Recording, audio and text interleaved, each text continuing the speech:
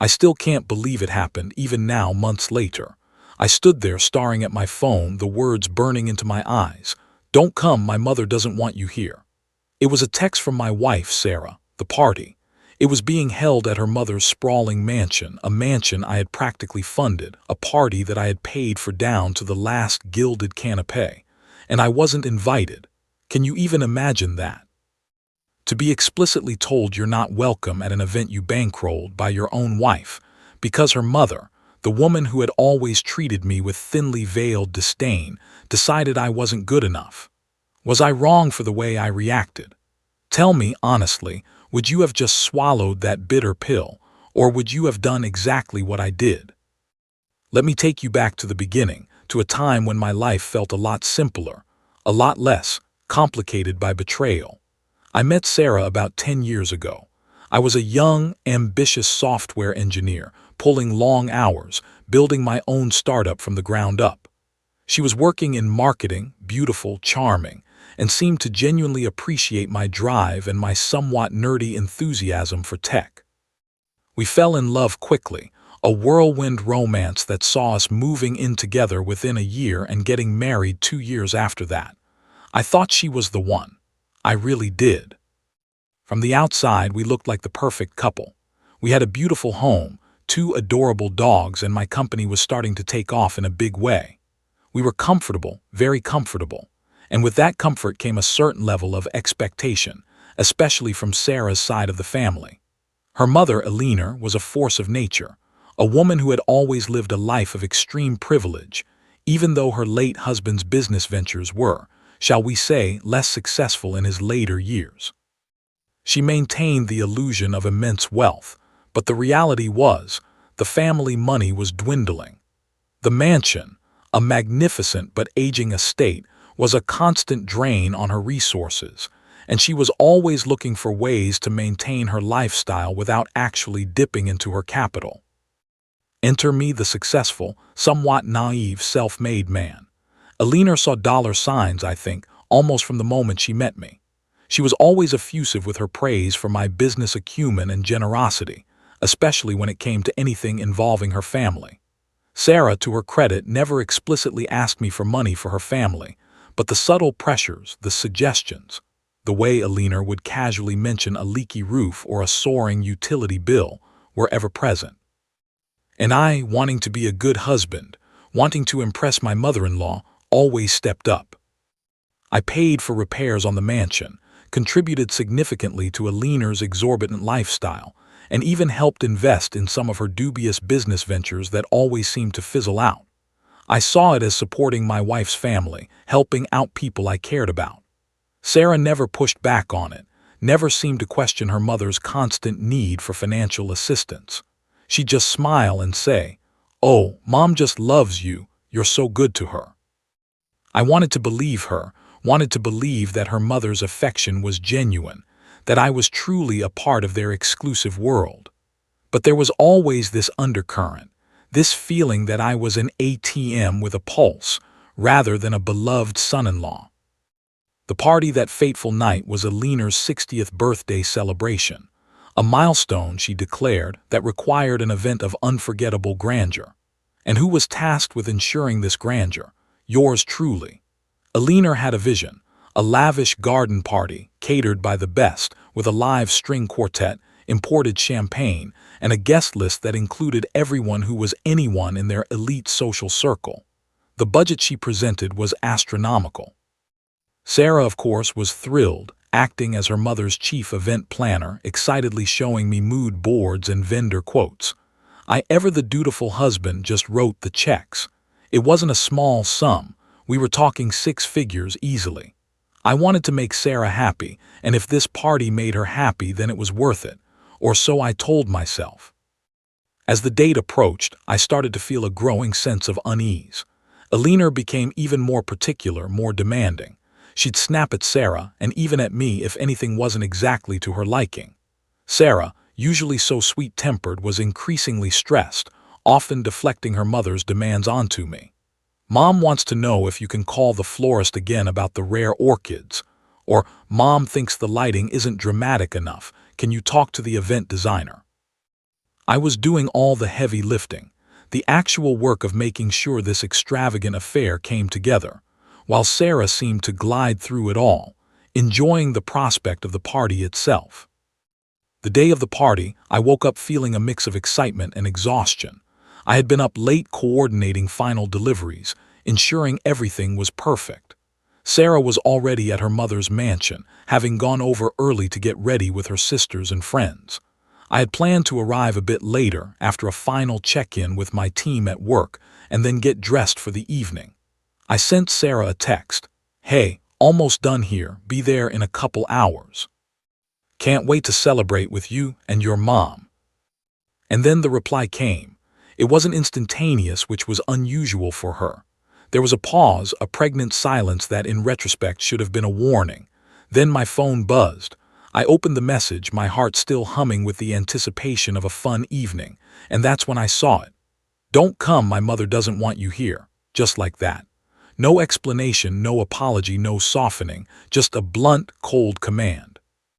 My mind reeled. I read it again and again.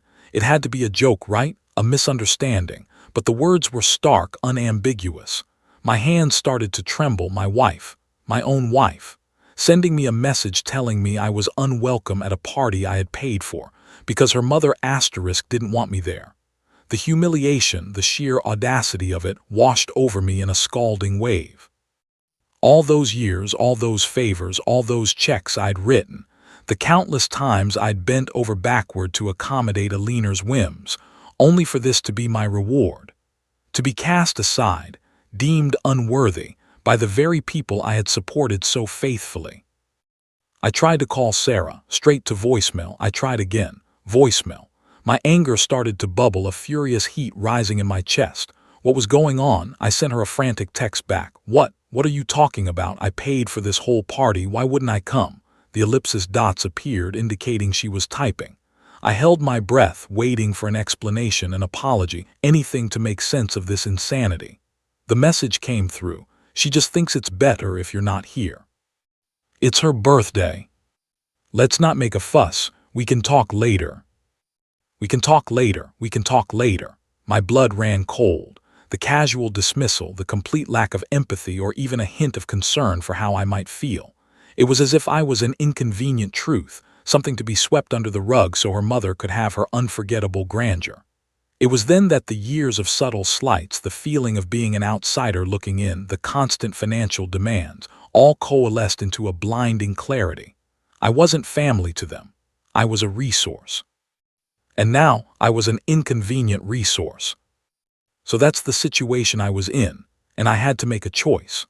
I was standing there, the weight of the betrayal pressing down on me, staring at a text message that had just shattered my entire perception of my marriage and my place in my wife's family.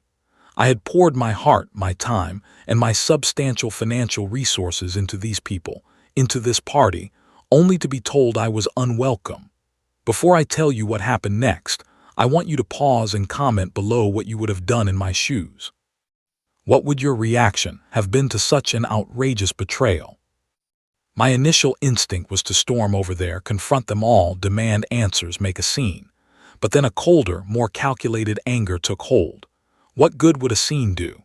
It would just confirm their view of me as an unruly outsider, a disruptor. No, if they wanted to exclude me, if they wanted to make me disappear, then I would disappear, but not without leaving a very distinct mark. A mark that would be far more unforgettable than Alina's grandeur. I sat down, took a deep breath, and started to formulate a plan. My phone, which had just delivered the devastating news, would now become my weapon. I pulled up my banking app, specifically the transaction history for the party vendors. I had paid for everything directly, every single caterer, florist, musician, event planner, and rental company. All of them. And because I had such a large, often complicated setup with my own business, I had established direct lines of communication with many of these vendors. It was a habit of mine to always be involved in the details, to ensure everything was perfect. Today, that habit would serve me well.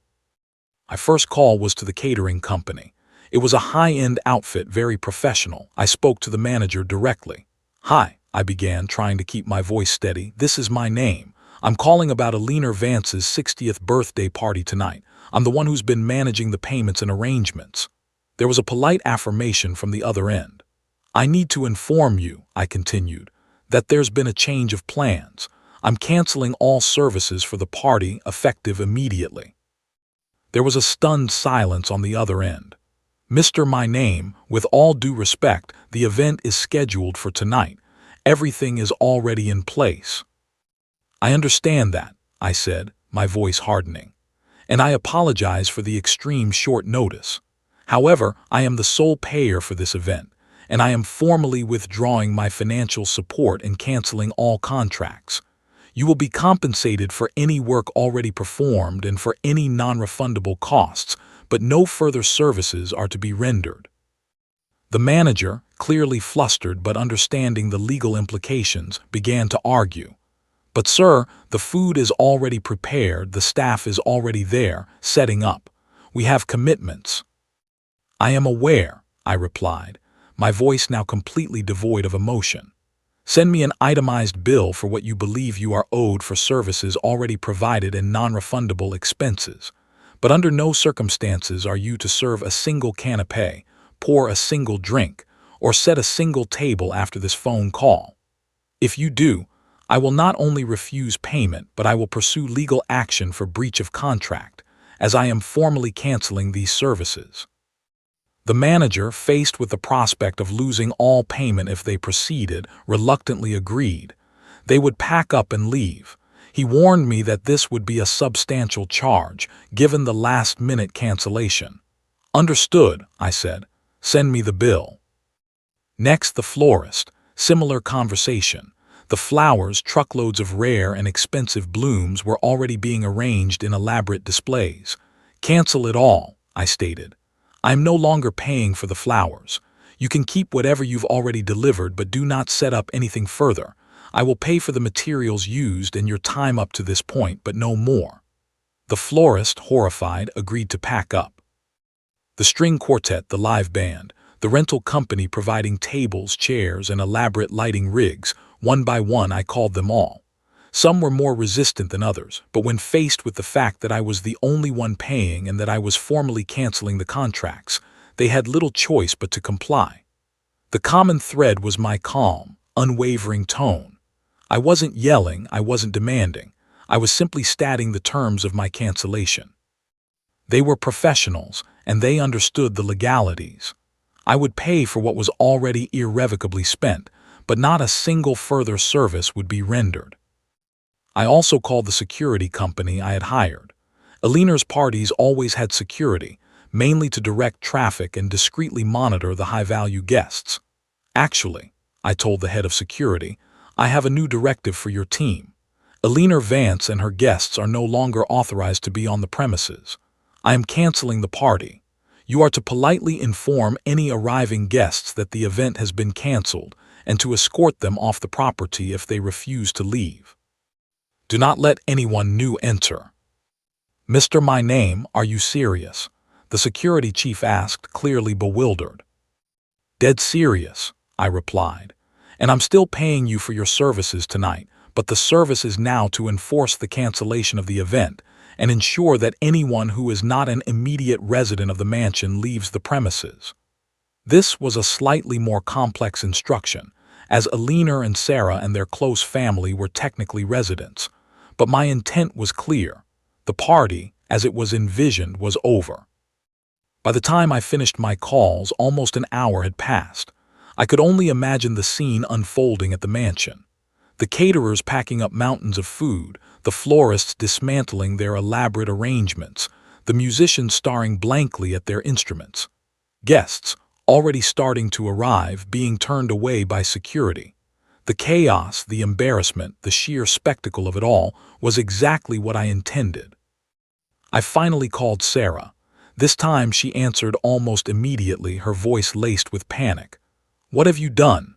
The caterers are leaving, the flowers are gone, guests are being turned away, Mom is furious. My voice was flat, devoid of the warmth I usually reserved for her. You told me not to come, Sarah. You told me your mother didn't want me there, so I complied. I removed myself and everything associated with me from your mother's party.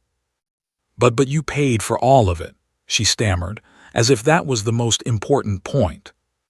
"Precisely," I said, "and as the person who paid for it, I have every right to cancel the services. If I'm not welcome, then my money isn't welcome either. Consider it a package deal." "How could you do this?" she shrieked, her voice cracking. "It's Mom's 60th birthday. You've ruined everything." "No, Sarah," I calmly corrected her. "You and your mother ruined everything when you decided I wasn't worthy of attending an event I single-handedly financed. You wanted me gone. I'm gone. And so is your party." I could hear Aline's voice in the background, a high-pitched wail of indignation, followed by what sounded like Sarah trying to calm her. "You have to fix this," Sarah pleaded, her voice desperate. "Just come over, tell them it was a mistake, and everything can still be okay." "There's no fixing this, Sarah," I said, feeling a strange sense of liberation. "And there's certainly no mistake here. This was a deliberate choice made by you and your mother. Now you get to live with the consequences of that choice." I hung up. The silence in my own home was deafening, but it was a welcome silence, free from the demands and manipulations that had plagued my life for so long. I knew this was the end of my marriage and likely my relationship with Sarah's entire family, but at that moment I didn't care. The satisfaction of taking back control, of asserting my worth in the most undeniable way possible, was immense. The aftermath was exactly as chaotic as I had envisioned. The local news even picked up a snippet of the story, albeit anonymously, about a mysterious cancellation of a high-society birthday party at a prominent mansion, leaving bewildered guests and furious hosts. The gossip columnists had a field day, speculating about what could have possibly led to such a dramatic last-minute shutdown. Sarah arrived home hours later, her face blotchy from crying, her elegant party dress looking ridiculous and out of place. She started yelling, accusing me of malice, of being cruel, of intentionally humiliating her and her mother.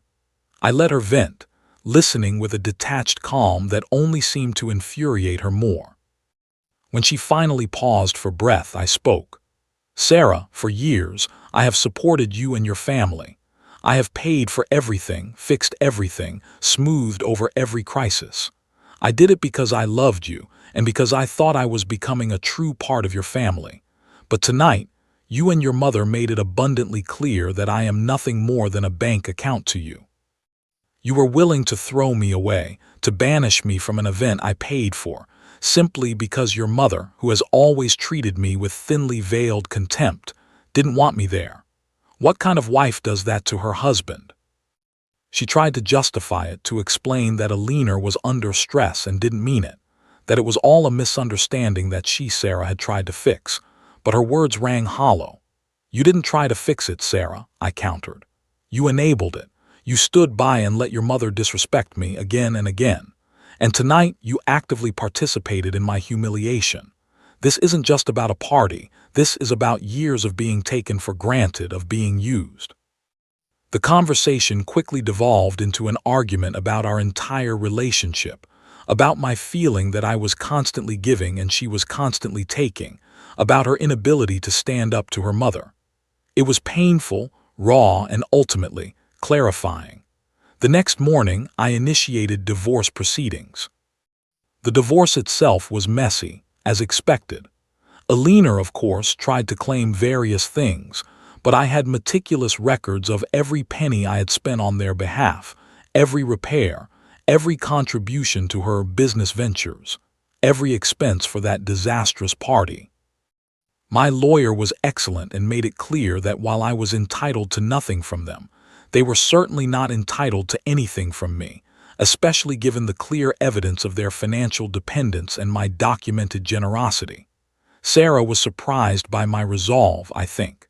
She always thought I would fold, that I would eventually forgive and forget. But some betrayals cut too deep. In the end, I kept our house, the dogs, and my company continued to thrive. Sarah moved back into the mansion with her mother, a mansion that now had a much larger portion of its upkeep solely on Alina's dwindling funds. I heard through mutual acquaintances that the party fiasco had become legendary in their social circles, a cautionary tale, and that Alina's reputation had taken a significant hit. Her grandeur was permanently tainted by the very public, very embarrassing collapse of her 60th birthday bash. Sarah, I imagine, is now fully immersed in the world she chose, a world where the financial burdens are much heavier, and the generous husband is no longer there to bail them out. Looking back, there are moments when I feel a pang of sadness for what I lost, for the love I thought I had. But mostly I feel a profound sense of relief. Relief from the constant demands, the subtle manipulations, the feeling of being used. I learned a brutal lesson about where I stood in their eyes, and it hurt like hell, but it also set me free. My life is mine again, truly mine, and I'm building something genuine, something based on mutual respect, not financial exploitation. So like this video if you were on my side, if you think I did the right thing. Subscribe for more stories like this, where betrayal meets unexpected consequences. And please, share your final thoughts on this whole mess in the comments section below. What would you have done differently? Or would you have unleashed the same kind of calculated chaos? I'll see you all in the next story.